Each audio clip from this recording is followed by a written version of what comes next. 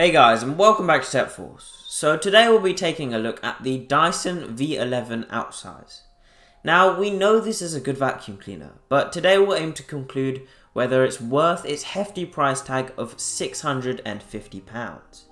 So if that's something you're interested in, please stick around to find out some more.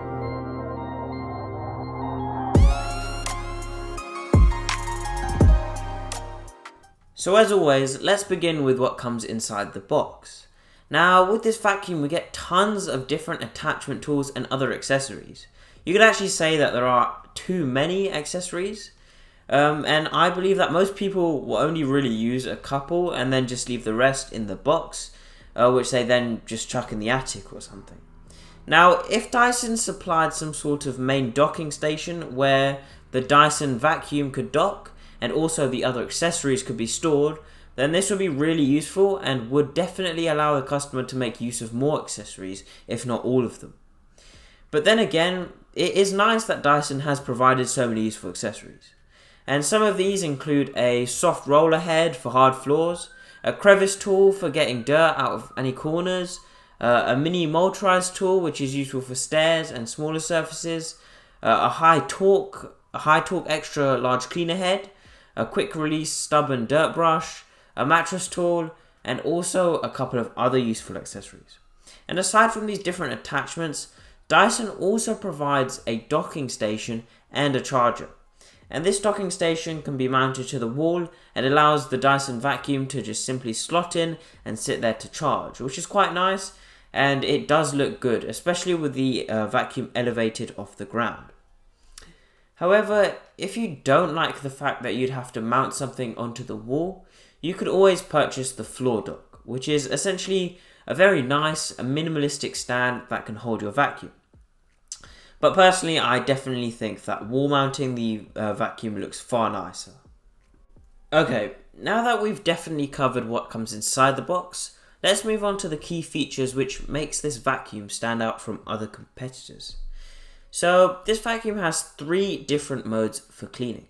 These are Eco Mode, Auto Mode, and Boost Mode. Now Eco Mode is the lowest power and essentially allows the vacuum to conserve battery life. And this would be the mode that you'd be using when you'd be doing a huge clean of the whole house and would therefore need to save battery. Then we also have Auto Mode, which is where the vacuum is able to adjust suction power for different surfaces. And then finally we have Boost Mode, which is the highest suction power and therefore uses the most battery, but this is really useful if you need to do a quick and very thorough clean. Now, although Boost Mode provides the least amount of cleaning time, it does still provide enough to be able to clean about 4 or 5 rooms. This is the equivalent of about 20 minutes of battery life, which equates to cleaning quite a large area of the house. Now you're probably wondering, how would you know the amount of battery life left? Well, the V11 Outsize actually displays a timer indicating the amount of time the vacuum can be used for. And of course this changes depending on what mode you're using. Now from my use, I've found that this time seems to be slightly underestimated and the vacuum can actually last a bit longer than it says, which is great. And when fully charged, the vacuum's able to provide around 60 minutes on a full charge with use in Eco Mode. Now, this isn't, of course, a ton of battery life, but it is similar to other vacuums on the market. And for most people, it would generally take around 30 to 45 minutes to clean and vacuum the whole house.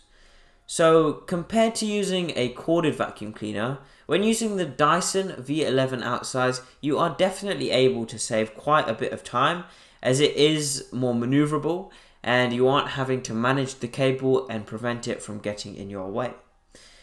And this may not seem like a huge hindrance, but when switching from a corded vacuum to a cordless one, you can actually save 10 to 15 minutes for each clean of the whole house.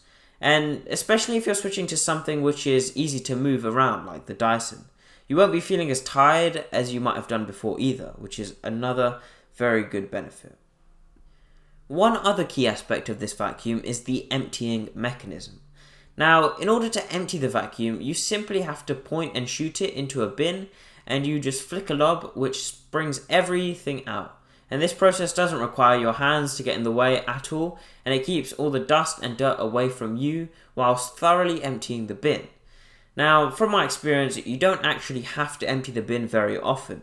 Compared to other Dyson models, the Outsize is designed with a larger bin, and that's able to store a lot more dust and a lot more dirt, and can actually be emptied every 3 or 4 weeks. However, with a larger bin, you do also get slightly more added weight, and this means that there is a slight reduction in maneuverability compared to other Dyson models such as the V15 Detect. Now, personally, I feel as though for home cleaning, you may only really need a small bin, as there isn't generally too much dirt that gets picked up. So with a smaller bin, you'll have to empty more frequently, but then the vacuum is a lot lighter and also more compact, so it's more maneuverable as well. But then again, it also depends on your general home routine and how often you vacuum. So, for example, if you were to vacuum only once a month, then you may need a larger bin because there is likely to be more dust and dirt. But if you are a frequent cleaner, then I would say that the smaller bin does work for you.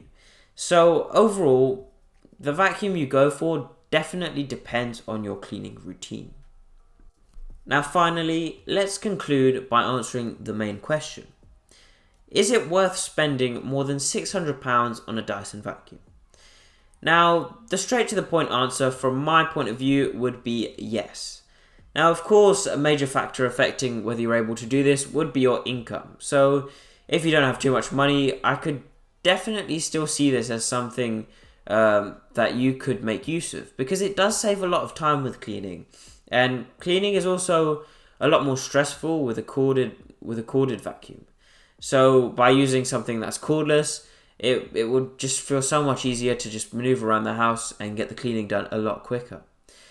So as long as you look after it, I think it would be a great long-term investment, as it could last tons of years, like probably about 10 years, which ends up saving you hours of time in the long term as well, and could actually save you money if you're having to buy like 2 cheaper vacuums in that same period of time.